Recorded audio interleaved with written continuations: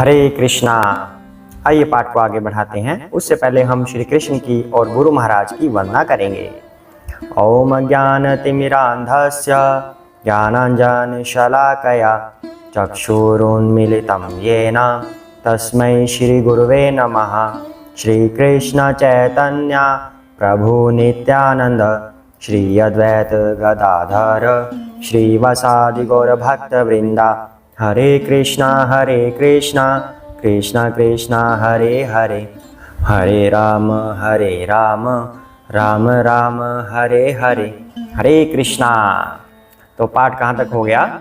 श्री कृष्ण ने अर्जुन को तीनों संदेश दिए, ज्ञान योग का, कर्म योग का और थोड़ा थोड़ा भक्ति योग का भी वर्णन किया गया है। अध्याय नंबर 2 पूर्ण हो चुका है। अध्याय नंबर 2 को हम पूरी गीता का सार कहते हैं, क्योंकि इसमें तीनों योगों का वर्णन आ गया है। अब हम कर्म योग की तरफ बढ़ेंगे। वैसे तो कर्म योग और ज्ञान योग और थोड़ा सा भक्ति योग तीनों का वर्णन हो चुका है, लेकिन वो मोटे मोटे रूप से हुआ है। अब हम बारीकी से इसका अध्ययन करेंगे। अब श्री कृष्ण बिल्कुल खोल कर इन तथ्यों को बताएंगे कि क्या होता है कर्म योग। आइए कर्म योग करते हैं। अध्याय नंबर 3। हरे कृष्णा।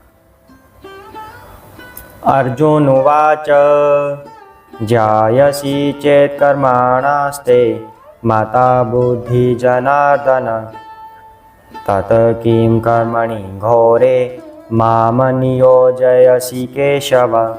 हरे कृष्णा।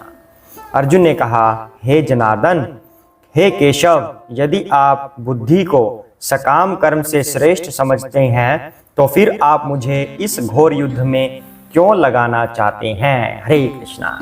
अब कंफ्यूजन स्टार्ट हो गई अर्जुन की। अब प्रश्न आने लग गए हैं। और प्रश्न क्यों आ रहे हैं अर्जुन से? क्योंकि अर्जुन श्री कृष्ण को बड़े ध्यान से सुन रहे हैं, और जब ध्यान से कोई सुनता है तब प्रश्न जनरेट होने लग जाते हैं।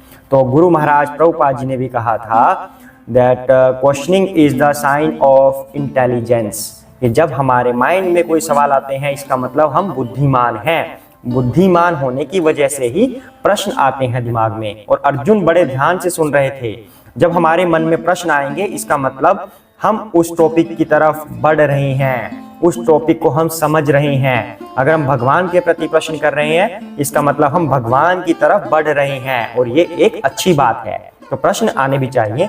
अर्जुन यहाँ पर कह रहे हैं कि अगर आप बुद्धि को सकाम कर्म से श्रेष्ठ समझते हैं तो फिर आप मुझे इस घोर युद्ध में क्यों लगाना चाहते हैं? एक तरफ तो आप कह रहे हैं कि युद्ध करो, दूसरी तरफ आप कह रहे हैं कि ज्ञान प्राप्त करो। अब मैं दोनों काम कैसे करूं? या तो मैं बुक्स लेके बैठूं, ज्ञान पढ़ूं और अपने अस्त्र शस्त्र रख दूं, या फिर मैं युद्ध करूं और बुक्स को रख दूं, ज्ञान को छोड़ दूं। मैं दोनों काम करूं तो करूं कैसे? यानी कि यहाँ पर सवाल उठता है कि जब हम ज्ञान प्राप्त कर रहे होते हैं तब हम कर्म कर सकते हैं या नहीं। अगर हम कर्म कर रहे हैं तब हम ज्ञान प्राप्त कर सकते हैं या नहीं। ये कुछ वैसा हो गया कि अगर मान लो हम दुकान चला रहे हैं, अब मैं दुकान चलाऊं या फिर मैं दुकान के बारे में पढ़ने बैठूं कि दुकान होती क्या है, या उसको सीखने बैठूं किसी एक्सपर्ट से कि कैसे दुकान चलाते हैं, किस तरह से हमें व्यापार करना है, या फिर मैं दुकान को एक्चुअल में चलाऊं। दोनों में से कौन सा कार्य करूं? अब इसका आंसर तो आपको भी पता है कि पहले क्या करना चाहिए और क्या नहीं करना चाहिए। तो इसका आंसर हम भगवान से जानते हैं। भगवान क्या कहते हैं कि कर्म करें या ज्ञान लें, कौन सा श्रेष्ठ है? अब आगे अर्जुन फिर से और सवाल कर रहे हैं साथ में, अब वो सुनते हैं। व्यामिश्रेणे वाक्येन बोधिमोहयसीव मे ततेकं वद निश्चित्य येन श्रेयहम् आप्नुयाम्। हरे कृष्णा। आपके अनेक अर्थक उपदेशों से मेरी बुद्धि मोहित हो गई है, अतः कृपा करके निश्चय पूर्वक मुझे बताएं कि इनमें से मेरे लिए सर्वाधिक श्रेयस्कर क्या होगा। हरे कृष्णा। तो अर्जुन कहते हैं कि मैं धनुष उठाऊं या मैं ज्ञान प्राप्त करूं। अब बच्चों को कहते हैं हम कि स्कूल भेजें हम या मंदिरों में लगाएं। अब बच्चों की तो पढ़ने की उम्र है, तो हम अब इनको स्कूल भेजने का समय है, या हम भक्ति में लगाएं इनको। हम कौन सा कार्य करें? जब भी हम कहते हैं ना कि बच्चों को भक्ति में लगाइए, भक्ति सिखाइए, नहीं, इनकी तो पढ़ने की उम्र है अभी इन कामों की उम्र थोड़ी है। अब कृष्ण बताएंगे किस चीज की उम्र है। अब दो एग्जाम्पल हमारे सामने हो गए, एक व्यापार का और दूसरा बच्चों की पढ़ाई का, कि हम कौन सा कार्य करें और कौन सा कार्य नहीं करें। हरे कृष्णा। आगे बढ़ते हैं। श्री भगवान उवाच लोके अस्मिन् द्विविधा निष्ठा पुरा प्रोक्ता मया नघ ज्ञान योगेन सांख्यानां कर्म योगेन योगीनाम। हरे कृष्णा। श्री भगवान ने कहा, हे निष्पाप अर्जुन, मैं पहले ही बता चुका हूँ कि आत्म साक्षात्कार का प्रयत्न करने वाले दो प्रकार के पुरुष होते हैं। कुछ इसे ज्ञान योग द्वारा समझने का प्रयत्न करते हैं तो कुछ भक्तिमय सेवा के द्वारा। हरे कृष्णा। अब श्री कृष्ण ने उत्तर दे दिया अर्जुन की बात का। क्या कह रहे हैं भगवान कि कुछ लोग तो ज्ञान के द्वारा भक्ति प्राप्त करते हैं और कुछ लोग उसे भक्तिमय सेवा के द्वारा। अर्थात हमें ज्ञान प्राप्त करना है, नॉलेज प्राप्त करनी है, उसके बाद उसे एक्शन में लाना है, सेवा में लाना है। तब दोनों जब मिल जाएंगे उसे कहेंगे भक्ति योगा। हरे कृष्णा। अर्थात इसमें कर्म योग और ज्ञान योग दोनों मिल गए और भक्ति योग बन गई। अब भगवान कृष्ण कह रहे हैं ज्ञान भी प्राप्त करना है और एक्शन भी लेना है, उस पर उसके ऊपर कर्म भी करना है, तब तुम भक्तिमय कहलाओगे। अब ज्ञान कहाँ से उत्पन्न होता है? ज्ञान होता है सिर्फ माइंड तक, हमारे बुद्धि तक, वहां तक ज्ञान सीमित रहता है। लेकिन उसके बाद अगर हम उस ज्ञान को प्राप्त करके उसके ऊपर कार्य करेंगे तब वह रियलाइजेशन कहलाएगा। अर्थात हमें उसका आभास हो गया, अनुभव हो गया कि जो ज्ञान हमने प्राप्त किया था वह सही है।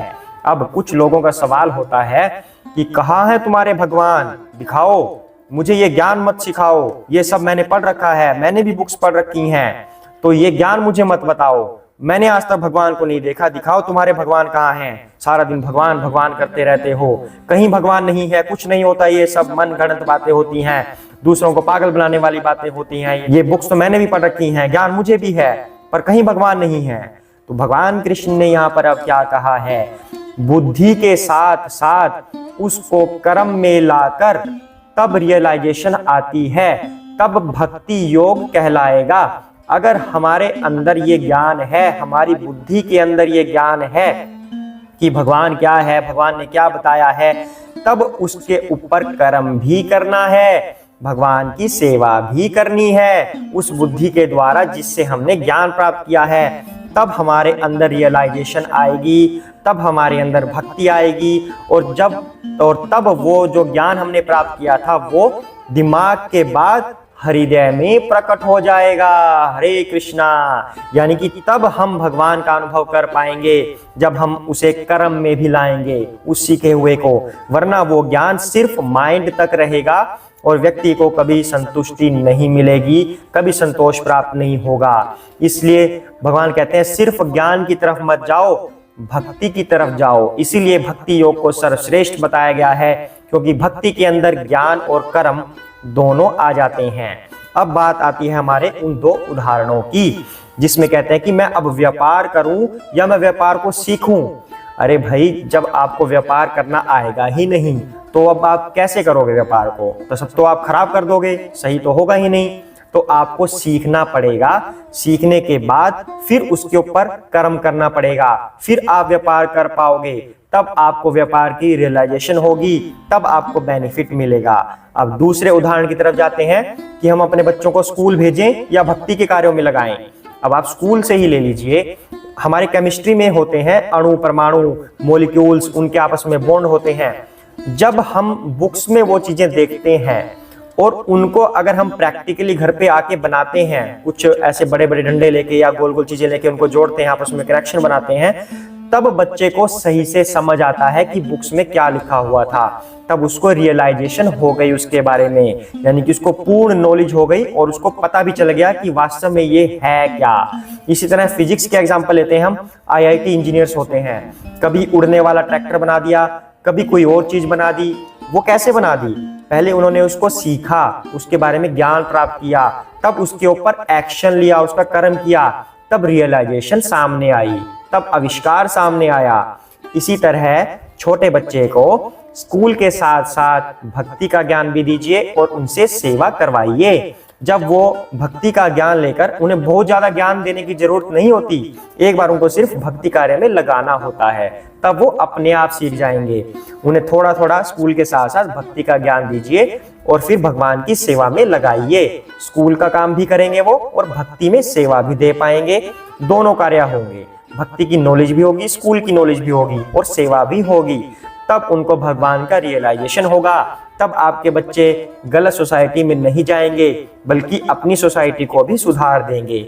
ये इस श्लोक के माध्यम से हमें समझ आ रहा है, श्री कृष्ण हमें ये संदेश देना चाह रहे हैं कि ज्ञान भी सीखो और उसके ऊपर कर्म भी करो। यानी कि ज्ञान सीखकर भगवान की सेवा में रत हो जाओ, तब हमें पूर्ण ज्ञान होगा, पूर्ण संतुष्टि होगी, हम भक्ति योग में लग पाएंगे। आज के लिए हम इतना ही करते हैं, बाकी का इसी के ऊपर ज्ञान हम श्री कृष्ण से और सुनेंगे कल के एपिसोड में। सभी साथ में बोलेंगे, जय श्री कृष्ण चैतन्य प्रभु नित्यानंद श्री अद्वैत गदाधर श्री वसादि गौर भक्त वृंदा।